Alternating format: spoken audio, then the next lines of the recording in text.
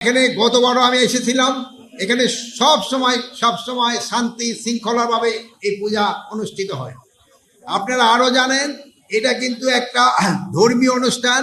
এটার কিন্তু পবিত্রতা রক্ষা করা আমাদের সবার দায়িত্ব। আপনারা সবাই এটার পবিত্রতা রক্ষা করবেন এবং এই ধর্মীয় ভাব গাম্ভীর্যের ভাবে যেন এটা সম্পাদন করা যায়, এটা আপনারা সবাই চেষ্টা করবেন। আরেকটা হলো, এখানে পর্যাপ্ত সংখ্যক আইন শৃঙ্খলা বাহিনী নিয়োগ করা হয়েছে। এখানে পুলিশ আছে, আনসার আছে, সশস্ত্র বাহিনী আছে, তারপরে আপনার মহিলাদের মন্ত্রণালয় থেকে আমাদের স্বেচ্ছাসেবক আছেন, সবচেয়ে বেশি আছেন আমাদের পূজা কমিটির স্বেচ্ছাসেবক। তারা কিন্তু দিন রাতই এটা আপনাদের বিভিন্ন কাজে সহায়তা করতেছেন এবং এটা আইন শৃঙ্খলা যেন ঠিক থাকে এটা সহায়তা করে যাচ্ছে।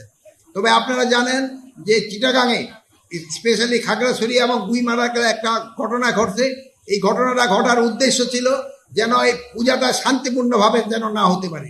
কিছু সংখ্যক সন্ত্রাসী চেষ্টা করছিল যেন এই পূজাটা ভালোভাবে না হয়, কিন্তু সেই সন্ত্রাসীদের যে কর্মকাণ্ড এটা কিন্তু প্রতিহত করে দেওয়া হয়েছে এবং পাহাড়েও পূজা ভালোভাবে হচ্ছে।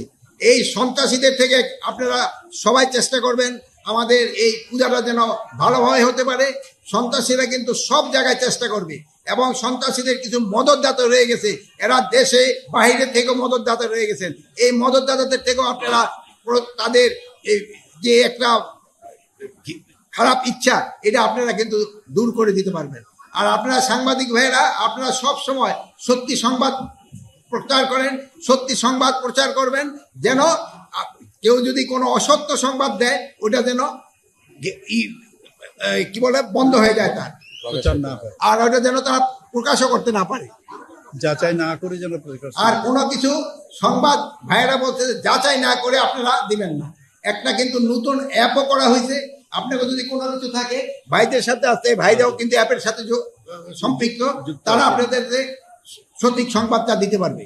চিহ্নিত সন্ত্রাসীকে চিহ্নিত করার জন্য ব্যবস্থা নেওয়া হয়েছে এবং কিছু সংখ্যক সন্ত্রাসীদের আইনের আওতায় নিয়ে আসা হয়েছে।